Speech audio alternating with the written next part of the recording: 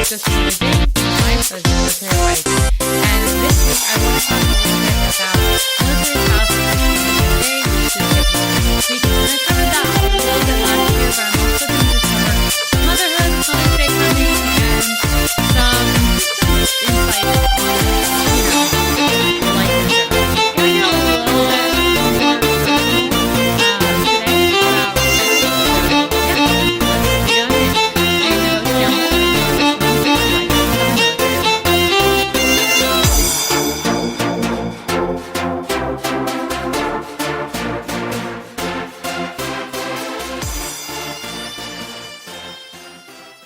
Okay, so what in regards to motherhood did I kind of want to talk about? Well, a few things. Actually, it kind of started last year around this time, Facebook or something. I was on some social media thing and ran into an internet quiz, and you know how accurate they are. They're just, for fun. Funsies. It's like, what kind of mom are you, using like media references? So I take the little quiz and don't think anything of it and hit the results button, and I got Maria von Trapp, from Sound of Music. And it's like firm but kind. And I'm sitting there going, oh my goodness, that is what I wish, that's my ideal as a mother. My ideal is to be firm but kind. Like, if I had to model myself after a, movie mom, I really would pick Maria von Trapp, because she kind of fits just I'm not organized. I'm not a Mary Poppins. There's organized aspects about me, but I'm very much a lighthearted, go with it kind of person for the most part. But at the same time, I really do feel a certain structure and things are important, especially for kids. So that just got me thinking, and I thought that was kind of fun. And I've been thinking about it a lot lately, because there's a lot on social media about motherhood and being a mom and all of that sort of stuff all the time. And in all sincerity, I have had a lot of jobs in my life. I have worked for a lot of different organizations. I've done a lot of different things.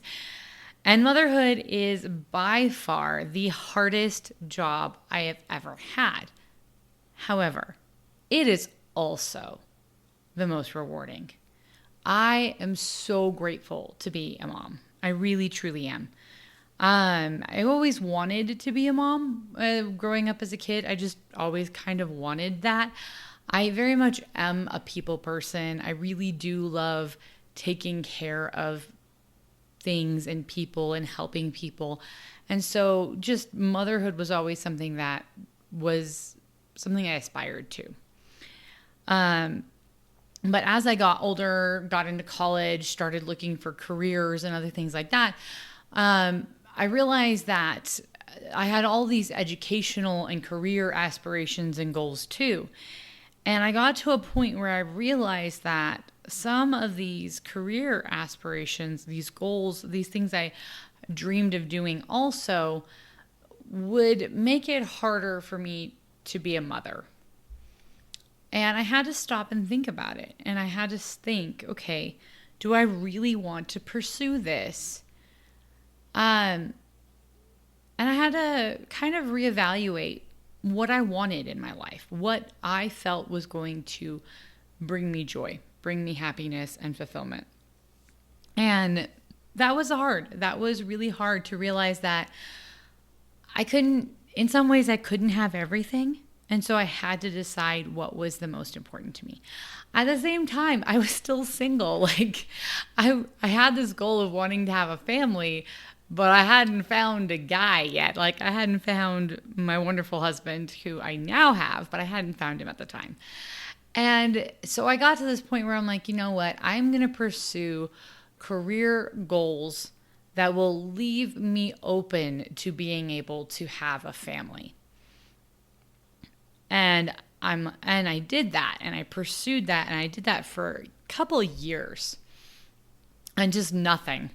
My romantic life was just not happening. It was, yeah, just not getting off the ground. Like, just not, yeah, falling into place or working out the way I, had dreamed or wanted. And so I started to realize, okay, maybe I have to reevaluate my life again. And I sat down with an academic advisor at my university, and I was just like, this is how I thought my life was going to go, and it's just not doing that. So I need a plan B. I need a plan B in case motherhood and this thing just don't happen. And I came up with a plan B. Ironically enough, my plan B, because I was a fluent Spanish speaker and I was studying family life science and human development, it was like, you know what? I'm going to go to Latin America and I'm going to work in an orphanage and I'm going to start my own orphanage. If I can't have my own kids, then I'm going to take care of kids that need someone to love them. And that became my new goal in life. And ironically enough, as soon as I had this like redirection on how I was going to fulfill that desire, if I couldn't get married and find, my sweetheart or best friend, ironically enough, like 2 weeks later, I ran into my husband again. We'd known each other earlier in our lives and ran into each other again. And within a very short time, we were engaged. And before the end of that year, we were married. And so I had to kind of do a complete rethink of my goals again, because going down to Latin America and having an orphanage probably wasn't going to happen now, because we were newlyweds and in college and finishing up degrees. And so, yeah, that just wasn't going to be a thing. And I was just like, okay, you know what? There's trade-offs. I had to, replan my life and reset a lot. But I was happy. I really did truly find my best friend. My husband and I are just, we're best friends because we absolutely harass and tease each other completely. But I know he always has my back, and he knows that I have his. We really, that is just been the best part of this whole crazy adventure, because motherhood doesn't happen typically in isolation. Typically, you've got someone to go through parenthood basically with you. And so I'm just really grateful for him. And I was getting my degree in marriage and family. I was getting my degree in family life. I'm like, dude, I am set. I had all these classes on child development, cognitive development, language development, socialization across childhood, infant development, adolescent development, all of these things. I had it down. I thought I knew everything you needed to know to be a parent. And then I became a parent. And I realized how very little I actually knew. There's a difference between wisdom and knowledge. Knowledge is book learning. Wisdom is knowing how to apply it. And I had a lot of knowledge and not a lot of wisdom. I feel like I am still acquiring wisdom, but thankfully, I had that foundation of knowledge. I remember one thing that I thought was kind of silly was when I was doing infant development and all that stuff. We were talking about postpartum and postpartum depression. And I'm just like, nah, that's not as big of a deal as people say. I'll bet you it is just over whatever. People just being dramatic. That's not a thing. Even though my professors were sitting there telling me that it was a thing, and here's the, degrees and blah, blah, blah, blah, blah. And I'm just, I just kind of waved it off as, oh, that's a problem other people have. And then I had a kid, and oh my goodness, postpartum depression is a thing for women. And it varies in degrees. It varies in degrees due to a lot of different factors. My postpartum depression was more severe in the winter when I had babies in the winter than when I had a baby in the summer. So there's lots of different factors, but being away from family makes it more severe, or at least it did for me. So, and there's lots of different ways of handling postpartum depression. I came to find out firsthand. And so that was something that I don't feel like people talked about enough before I mean, my teachers did, but there was so much about motherhood and childbirth. Oh my goodness, childbirth in particular, and just everything that I don't feel like people talked about when I was a kid. And even early adult and motherhood. So I have been almost one of those now within reason TMI mothers. So whenever I'm talking to a new mom or an expecting mother, I tend to be pretty like direct because I'm like, dude, you're going through this one way or another. Here's the lowdown. Like, Merry Christmas. This is just how life is. And granted, everyone's experiences are going to be different. Every single one of my pregnancies has been different. Every birth was different. Every child is different. Like, literally, no two are the same ever. But there are some standards. There are some basic consistencies. And so that's one thing I have tried to pass on to other mothers, other young mothers, is just to be really like open and honest. And not everyone wants to hear it all. Some people want to stay in their happy little dream world. And you know what? More power to you. That's where you want to be. Great. Reality will hit eventually, but you know. Then, and you know, that's their choice. And sometimes ignorance is bliss. Not always, but there are times. I digress. But anyway, so I've tried to share information where people have wanted information as I've gone through things, and mostly because I do have this academic foundation that not a lot of other mothers who I have interacted with in the civilian community and in the military community have. And so I do have a little bit of book learning to go with all of my hands-on experience. And you're never going to be ready. You just aren't. And it is the most self-sacrificing thing I have ever done. Because there really are a lot of things, like I said, that I had to edit out of my dreams or revise. But I'm okay with that because that was my choice. And because I love my children, I would not trade a minute with them for any of those other things. And there has been times where I have been overwhelmed. There have been times where I've been exhausted and tired, sleep deprived, and just spent. And I've watched my single friends who are traveling all over the world and buying their homes and have these really successful careers and all of this, other stuff, which is great. I'm glad they are happy. And I've been a little envious, been like, oh, that looks so much fun. I'm changing a diaper right now. And I've had to realize that I can't compare the funnest parts of their life with the most unpleasant parts of my life. That's not fair to me. It's not fair to them.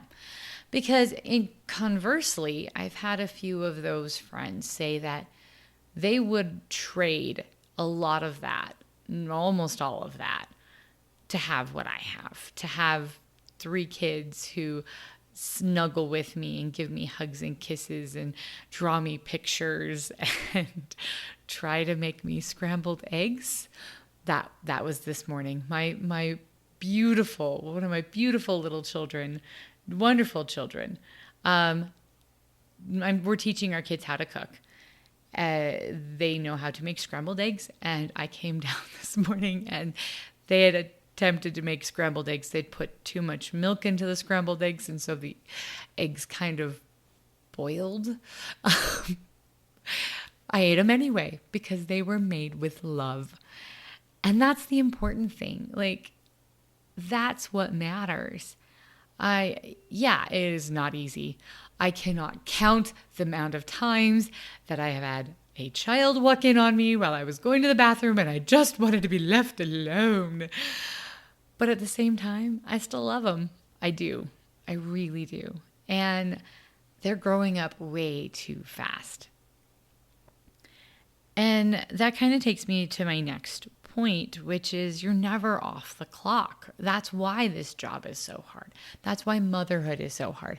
There's a couple organizations, salary.com, I think is one of them, that on around this time of year will typically determine what a mother's salary should be based on all of the roles that she plays, chef and chauffeur and personal assistant and all of the other things that we do. But you know what?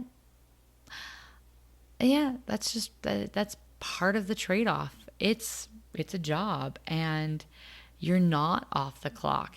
Some really well-meaning friends, and honestly, I'm so grateful for this because and I've gotten better. That's also a second caveat to what I'm about to say. I'm going to share a story. So we, military family, my husband is gone a lot. And he had been gone for a while for a training or something. And some friends of ours are like, you guys have never had 24 hours to yourself since you've had kids. And we're like, nope, never had 24 hours to ourselves. 2 hours, maybe, sometimes 3, but never 24 hours. So like, we are taking your kids, just go somewhere for a day. Heck, stay home, do whatever. And so we did. We decided to go somewhere for a day, my husband and I. And our biggest problem was we couldn't think of what to do without the kids. We had realized we had started formatting everything we did around the kids. And we're like, oh goodness, we need to have things that we do for ourselves. And as a couple, like, we didn't realize how much of a toll life had taken on our relationship. So then that night I was trying to sleep. I woke up almost every half hour that entire night thinking I heard a kid calling for me or something. And I would just startle awake and then realize, oh wait, the kids aren't here. Oh, okay. And then I'd calm down and go back to sleep. And then I'd startle awake. And that was like the worst night's sleep I think I've had probably in my whole life almost. And I realized you're not off the clock because the moment you have those kids, there's like a part of your brain that switches on that just was not on before. And you are always, the needs of that human being are just there in your head. You always know, even if you're out having a girls' night or whatnot. My husband always teases me that I have a hard time like not checking in on the kids when we go have dates and stuff. And to a degree, he has a point. I think I've improved. I really do. But I do have a little bit of that. Like it's because I care. I genuinely love them. I remember another time I flew home for a funeral by myself and I didn't bring the kids with me. And it was just such a weird experience to be without the kids on a trip to go home for family. And I just didn't know what to do with myself most of the time. And then I remember at one point I was leaving a family dinner, and I was like, okay, I'm going to go. And everyone's like, all right, bye. And then they went back to what they were doing. And I'm like, what? No one's going to walk me to the car? No one's going to talk? Huh? Because I was so used to all of the little kids, and everyone just wanted to be around the kids and play with the kids and hold the baby and whatever. And my parents would always like walk me to the car and help me buckle the kids in because there's 3 of them and, well, just 2 of us. And so with my parents, 4 of us, we'd outnumber the kids finally. And getting 3 little kids buckled, not a quick thing. That takes a bit. And so I was just so used to that. And then all of a sudden I'm like, oh, I guess I'll walk myself to the car. Okay. Like, they didn't mean to ignore me, but it was just a real shock. It was very surprising. I've learned, don't go home without the kids. You don't get as much attention. But I digress on that. So it was just, it's in this day and age, I feel like we are being more honest about the ups and downs of motherhood and the difficulties and how it's not always glamorous and it is not always easy. But I hope in our desire to be honest, we don't forget all the good. And that, again, I'm going to just quote something my mom and some other youth leaders would tell me when I was younger was accentuate the positive, eliminate the negative, and don't fool around with Mr. In Between. And I think it's important to be honest about the highs and lows of motherhood and parenthood, what in general, but to also focus on the good. You know what? If today the kids got fed, they were wearing clean clothes, that's a win. Sometimes that's a win. And sometimes a win is, having a creative Pinterest activity that you did with the children and they loved it and they were engaged and helped you clean it up. Yeah, sometimes that's the win. It's just being realistic. To paraphrase a quote, or I saw, one of those little things you see on the walls somewhere in people's homes. It's, we may not have it all together, but together we can have it all. And that's really how I feel about motherhood. I may not always have it all together, but as a mother with my kids, I feel like I've got it all. I've got everything I really ever wanted in my life. And that, to me, is why I am a mother, is that ability to teach and share and love and nurture and sacrifice, because I genuinely want to see them succeed and have their best life. And so just kind of to wrap it all up, I wanted to share a quote from C.S. Lewis. And this quote, I realized as I was researching for this, has been misquoted. I've actually perpetuated the misquote for quite a few years. So the misquote that I was familiar with is, the homemaker is the ultimate career. All other careers exist for one purpose only, and that is to support the ultimate career, which is a paraphrase of a summary of a letter that C.S. Lewis wrote. And he wrote this letter to Mrs. Johnson on March 16th, 1955. And I think the actual letter really conveys a lot more power to what he viewed as, motherhood and all of that. And he says, to quote, I think I can understand that feeling about a housewife's work being like that of Sisyphus, who was the stone-rolling gentleman. Sisyphus. I might be saying the name wrong. But it is surely in reality the most important work in the world. What do warships, railways, mines, cars, governments, etc. exist for except that people may be fed, warmed, and safe in their own homes? As Dr. Johnson said, to be happy at home is the end all of human endeavor. First, to be happy, to prepare for being happy in our own real home hereafter. Second, in the meantime, to be happy in our houses. We wage war in order to have peace. We work in order to have leisure. We produce food in order to eat.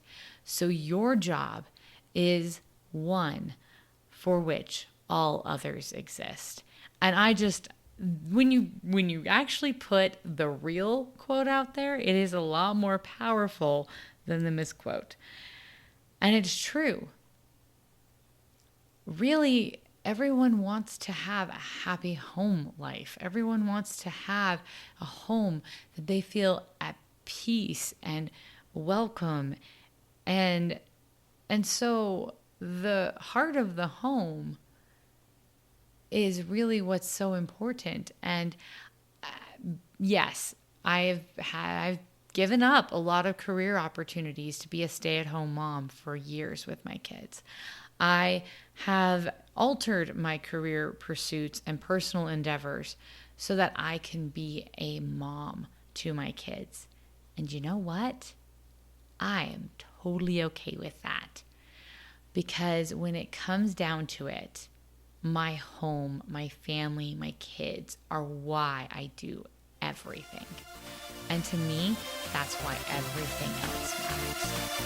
So that is my little life view on motherhood and my